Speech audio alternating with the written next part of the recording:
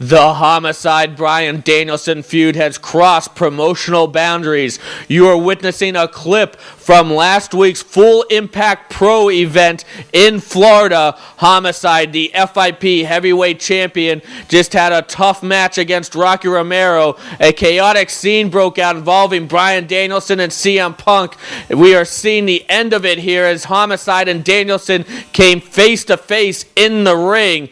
Homicide demanding his FIP title belt, Danielson issuing a challenge for the belt.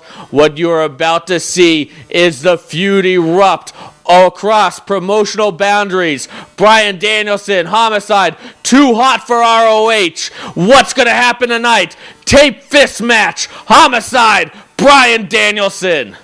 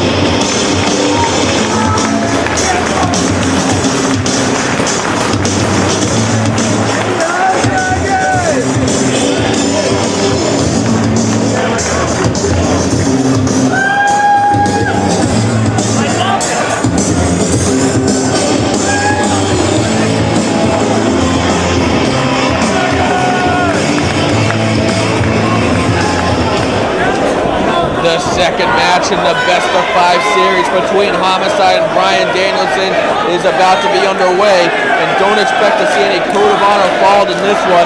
It is a taped fist match. And you can expect the code of honor to have been thrown out the window in December when the Rottweilers and Homicide tried to destroy Bryan Danielson, tried to wreck his arm for good.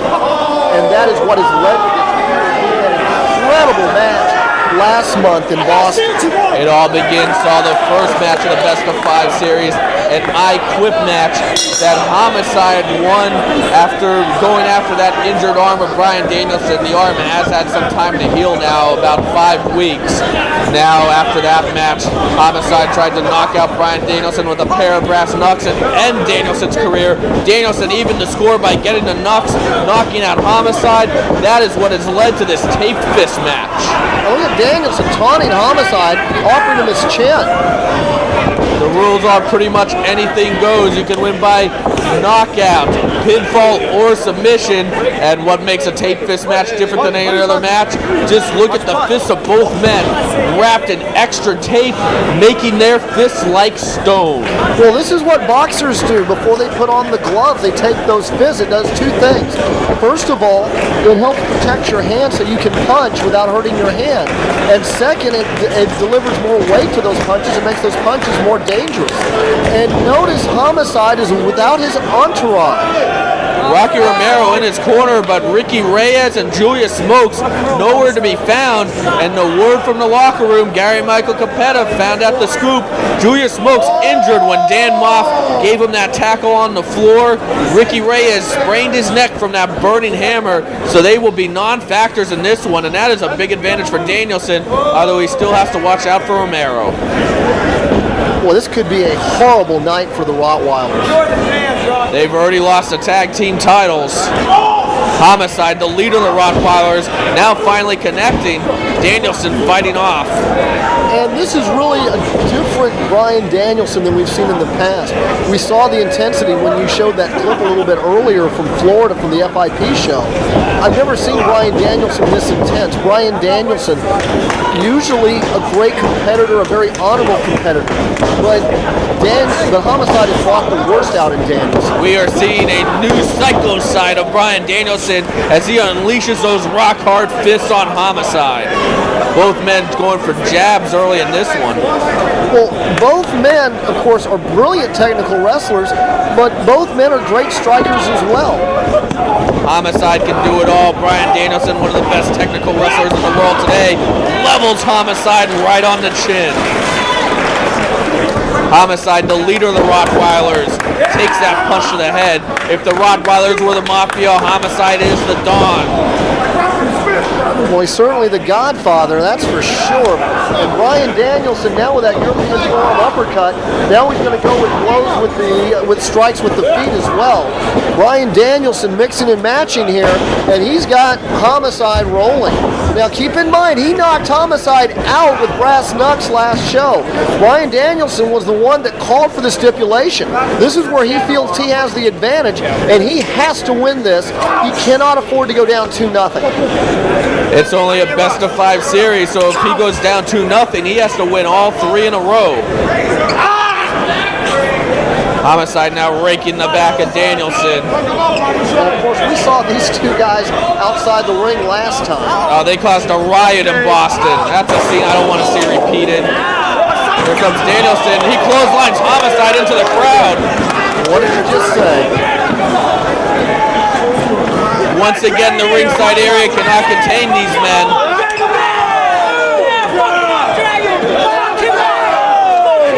They are brawling back into the bleacher area of the Rexplex.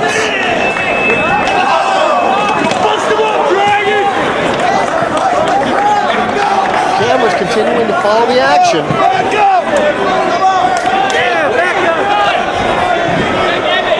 They are going all the way to the other side of the building. Everyone's got a front row seat in this match. Homicide with that chair. Of course, anything goes, no count out. They can fight out here for as long as they want. You can only win the match in the ring, though. This is fighting for the sake of fighting. Violence for the sake of violence. And Homicide is measuring him with that chair right into that shoulder.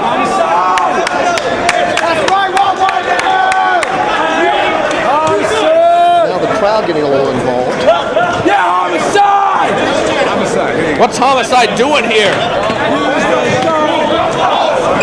Homicide can fight with the best of them. He proved that in the Steve Corino feud in 2003.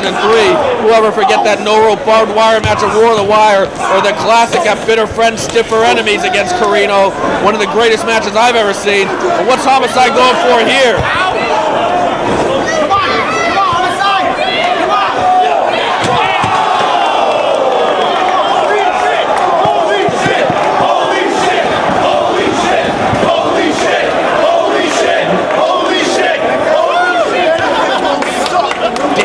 Reversing that vertical suplex on that chair structure. Danielson chasing him out. Again, this is a side of Bryan Danielson we had never seen before.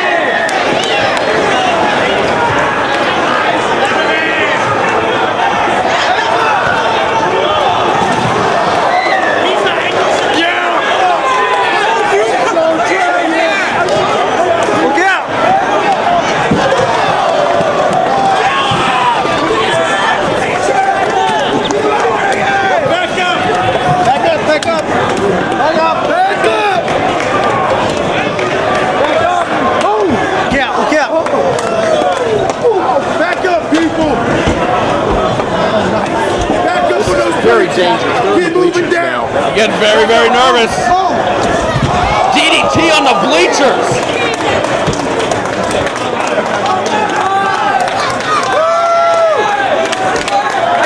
I did not think this could be more intense than their last match, but it is.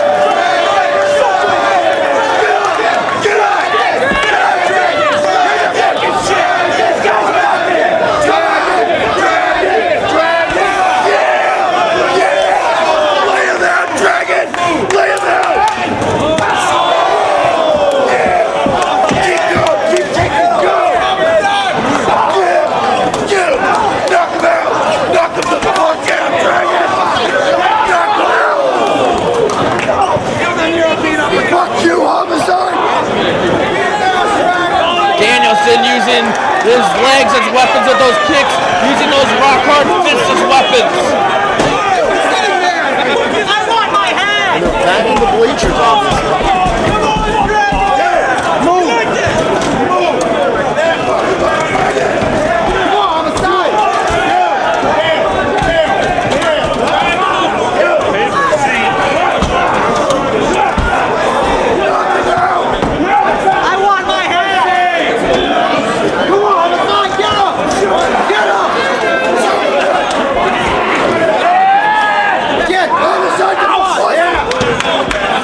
Took some tape into that eye. Homicide going right for the eye.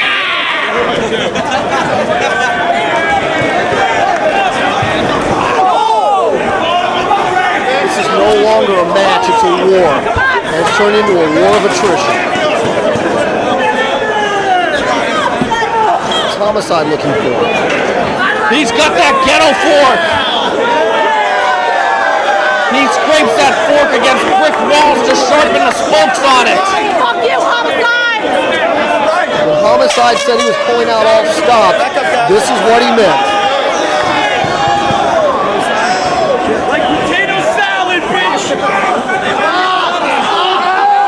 Danielson has been busted open. Oh, he's just digging that fork into that cut. Yeah, bleed! Bleed! Come on, buddy! Bleed! This is gruesome. I fucked your face!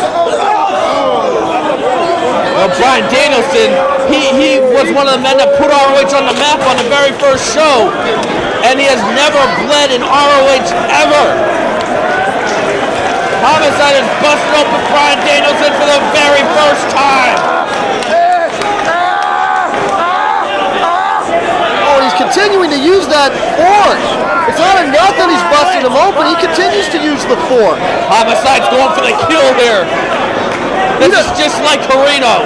He doesn't want there to be a third match. We saw him bust open Samoa Joe with that fork. Back at Generation Next, he had that brutal fruit against Samoa Joe. Now it looks like that this Bryan Danielson feud could surpass both the Samoa Joe and Steve Carino feuds. I mentioned a couple of times how Homicide has brought out a new vicious side in Bryan Danielson. I think Bryan Danielson, if it's possible, has escalated the viciousness in Homicide. I can't disagree with that. Now the referee has confiscated the fork. Mike Keener, great job as always. That's the world's bravest referee right there, getting in the middle of Homicide and a weapon. Bryan Danielson fighting back with those tape fists, but a couple of quick jabs puts him down. Well, that blood's starting to flow into the eye of Danielson. It's going to obstruct his vision. Homicide is so quick with those fists. He's pulling Danielson up by the ears right now. Well, it's really a different style. When we saw Bryan Danielson with the advantage early, Bryan Danielson with more of a kickboxing style. When we saw Homicide use the fist, you know, it's boxing combinations. It's those crisp punches. There's only so many of those punches you can take with those tape fists too. Great point. Danielson once again getting pulled up by the ears. He might be out on his feet. Well, and if Danielson is out, now Danielson trying to fight his way out of trouble. Big punch. Danielson with the rush of adrenaline.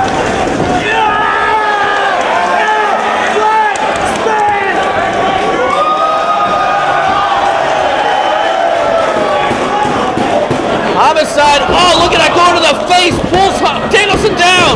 2 count. He pulled him down by the nose. He sure did. Bryan Danielson so effective with that airplane spin. He can hold that airplane spin for literally minutes. But Homicide found the answer to that. Pulled him down by his nose. Homicide now the body slam.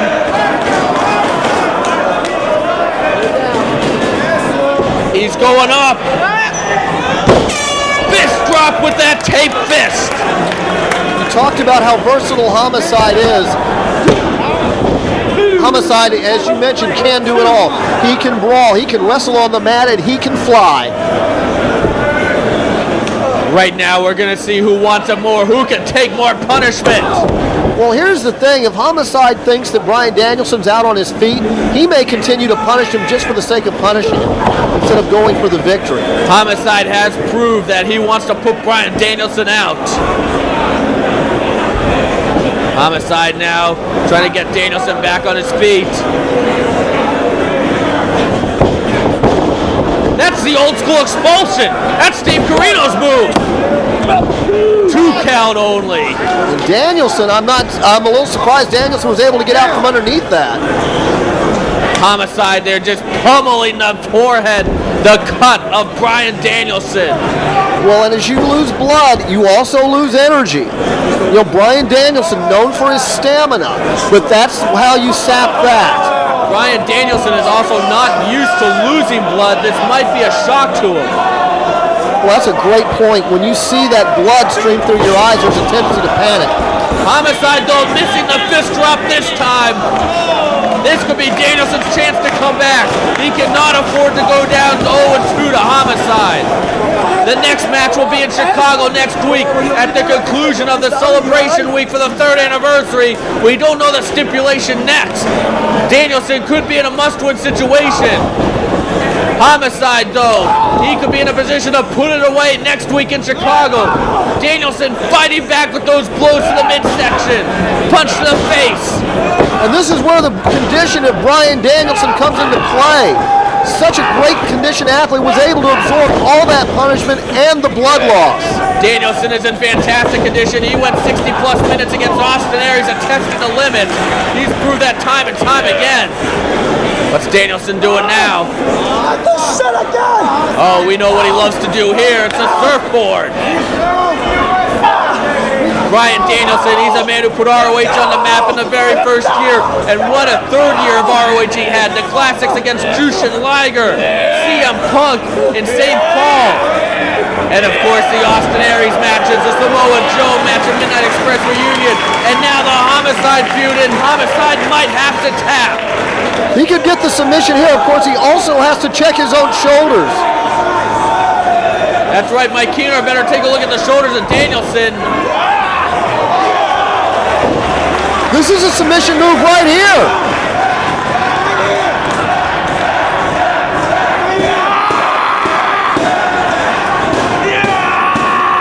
The body bent in an unnatural way. Homicide trying to use those tape fists to get out of it. Not a lot behind those punches, though. Once again, Homicide goes to the eye. The good news for Danielson is I think the cut may be closing. The cut is definitely closing, but there's still the trauma effect of losing blood. Homicide taking off that elbow pad, throwing it in disgust on Danielson. He might be going for the lariat. Of course, Homicide loves to use the lariat or cop killer. He goes for it. Oh, Danielson punches the arm with the tape fist. The old Rocky Marciano move. Cattle mutilation! Cattle mutilation!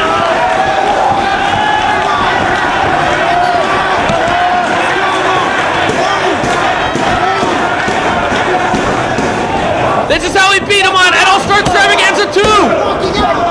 Oh, just a 2 count this time. Rolled that shoulder at the last possible nanosecond. Atomic drop, simple and effective.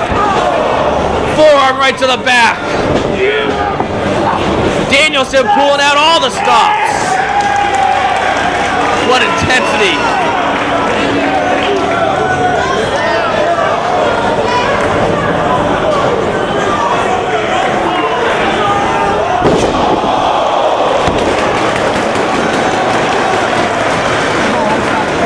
Mark, this one could be all about who gets to their feet first.